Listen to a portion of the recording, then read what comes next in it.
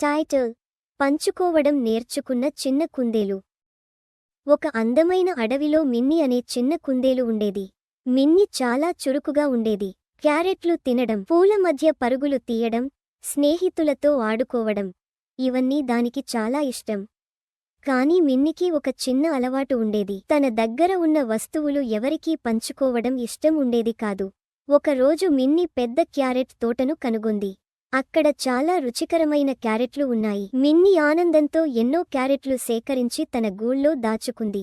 అదే సమయంలో దాని స్నేహితులు, చిన్న ఎలుక చింకు, పిట్ట పిక్కు, ఆహారం కోసం వెతుకుతున్నారు. వాళ్ళు మిన్నీ దగ్గరకు వచ్చి, మాకు కొంచెం క్యారెట్ ఇస్తావా అని అడిగారు. మిన్నీ వెంటనే, లేదు, ఇవన్నీ నేను కనుగొన్నవి, నేను మాత్రమే తింటాను అని చెప్పింది. స్నేహితులు బాధపడి వెళ్ళిపోయారు. కొన్ని రోజుల తర్వాత అడవిలో భారీ వర్షం పడింది.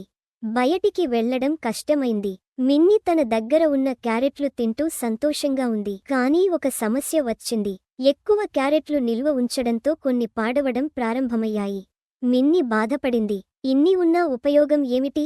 పంచుకుని ఉంటే బాగుండేది అని అనుకుంది. అప్పుడే బయటనుంచి చిన్న శబ్దం వినిపించింది. మిన్నీ తలుపు తెరిచి చూసింది. చింకు, పిక్కు వర్షంలో తడుస్తూ ఉన్నారు. వాళ్లకు తినడానికి ఏమీ లేదు. మిన్నీ మనసు కరిగిపోయింది. వెంటనే వారిని లోపలికి పిలిచింది. క్షమించండి, నేను ముందు పంచుకోలేదు.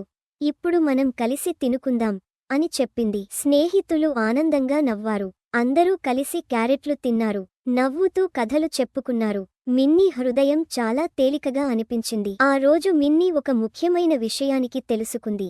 ఒంటరిగా తినడం కంటే కలిసి పంచుకుని తినడం చాలా ఆనందంగా ఉంటుంది. వర్షం ఆగిన తర్వాత మిన్నీ తన స్నేహితులతో కలిసి కొత్త తోటలు వెతికింది.